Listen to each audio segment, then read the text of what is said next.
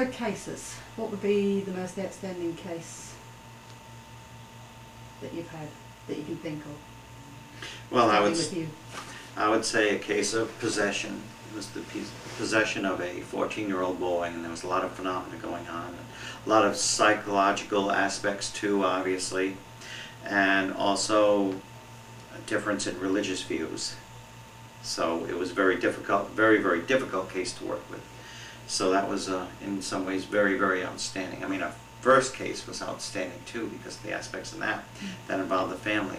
But in this case of possession of the 14-year-old boy, it was, we worked so closely with him, and we became so involved in the case that we actually did become a big part of it.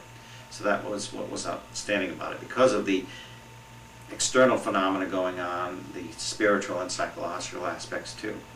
And it was a success, I guess. That's kind of not a 100% success like I'd like, you Yeah. know, but there was some success. I wouldn't say it was 100% resolved, but was interesting, and we did help all we could. Can you find out which was your most outstanding case to be on? Well, the first case that that comes to mind, I guess that kind of stands out for me, is a case where Keith and I were called in to assist TAPS.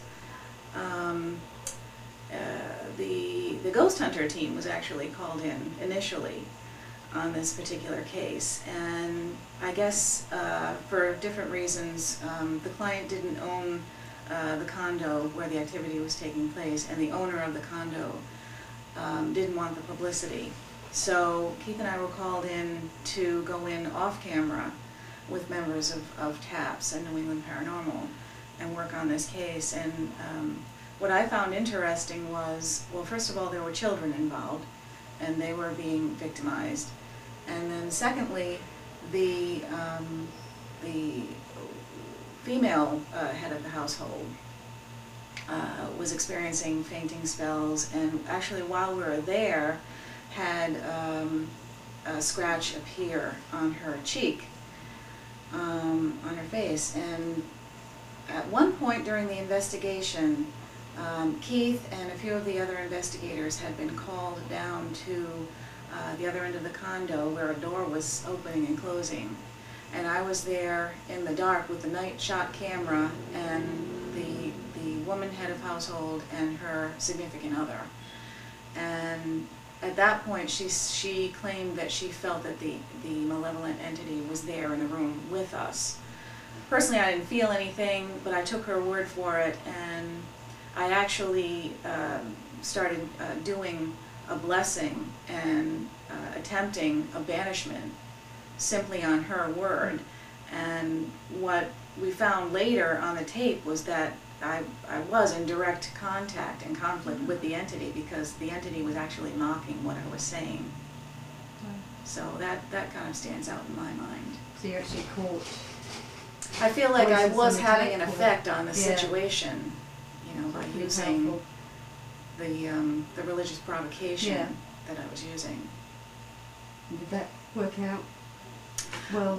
Well, we did wind up doing, Keith and I did wind up doing a full blessing Mhm. on the condo, and we were able to manage to lessen the Right. activity. However, eventually the clients did move out. Right. So So do you find that it's successful completely often moving or getting rid of, or do you find that it can go quiet for a while and then I think a come lot back in depends on the again? client. Right, on how? If there's follow through with the client and Right. they actually take the advice that we give them, fill the void, if we've actually done a banishment and nullified whatever entity was there, they need to come in and fill that void with positive energy. Right. And if they don't do that, comes back if in, they don't make yeah. the changes that, you know, are recommended, then ultimately they're going to be back in the same situation. In what case can you remember this? Well, I've been actively involved in 5 demonic cases, but I would say my first involvement was not a demonic case. It seemed to be the ghost spirit type, but this was within the house where I was living. It was my parents' house, and because the entity was manifesting in my bedroom, that was somewhat disturbing at the time, or at least it had my attention. But that's probably my most outstanding case that I was exploring. I had no choice but to be interested in it. It probably started when I was speaking on a Ouija board, playing on a Ouija board with my sister. That might have provoked it, or at least intensified it. But a spirit in female form, the form of a woman, was seen walking, rather gliding across the floor of my bedroom in the basement. She seemed to be taking steps but making no sound, and actually seemed to be elevated some inches off the floor. And she was quite solid seeming. But then she would walk through the curtain and vanish. And she, or it, seemed to have left a message on a cassette recording where it mentioned my name. It said, "Carl, help me, help." And I saw it on several occasions. Never knew what to make of it, never knew how to help it, at least not yet. But I think that was outstanding to me, that I actually got to witness a spirit and be cognizant of that, analyze it in some part of my mind. I probably would have had more presence of mind now if I saw that. In fact, I'm certain I would, but I was just dumbstruck. And one time I said hello to this entity, to this apparition, and she vanished. So do you think with all the experience you've had now, you would be more capable of I helping? would like to do it over again, yes. I did see a ghost form, which actually is a probable demonic case as recently as January, but it had been many years since, in between when I saw this entity. Yeah, I would be better equipped to handle it now.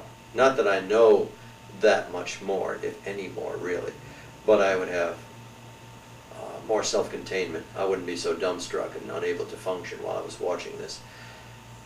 If I had a camera, I hope I would think to level the camera at this entity and run a tape recorder.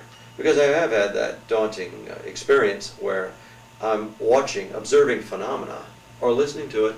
I don't think of turning my tape recorder on, don't think of raising the camera, taking it, because you're just frozen there. You want to experience it, but you also want to record it to analyze afterwards. I mean, obviously, there's a lot of groups out there, an awful lot of groups starting up, and especially in Australia as well, we don't really have a lot of groups that probably even understand demonology, never mind heard of it, which is quite interesting. So what advice would you give to those groups that want how to handle it? Well, Apart from getting an expert in. Unfortunately, in Australia, we don't have an awful lot. So you have an important apart from we call you and ask for advice. Maybe because of the sparse population in much of the country, that could have something to do with it. I would say initially, don't expect to ever find absolute resolution or understand what you're dealing with, because there really aren't answers that we have access to. And keep a strong sense of purpose, that you're there with a forthright intent, and good, at least in this realm, is stronger than evil. And these are vapors. If you give them too much credence, they'll take on more substance. If you're assured, if you believe, with some healthy respect to these powers, if you believe that you can be stronger through your own good intent, your own willingness to help the clients and to learn, then you can prevail against these. They'll flee from you, or they'll just get exasperated and dissipate. But I would think, keep your own sense of your purpose, and don't expect to really understand what you're dealing with, because they sometimes morph and defy description, even within the strictures that we assign them. Sometimes they just do the unexpected. That's more like a human type spirit. This is inhuman. Well, isn't that a poltergeist? Is that residual replaying itself? Sometimes they all seem to be present. So you're not going to get a heck of a lot of definitive answers. So don't get frustrated.